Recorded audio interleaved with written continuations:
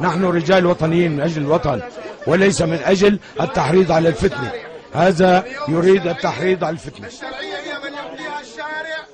نعم. هذا الشعب الشرعية وجه خلاف أنه ورقة عمله لا يجوز، الخاصة لا يجوز أن نلقيها باسم اللجنة. أرواحهم في سبيل هذا الوطن، وما كان ينعقد هذا الاجتماع ولا غيره إلا بثمن الشهداء.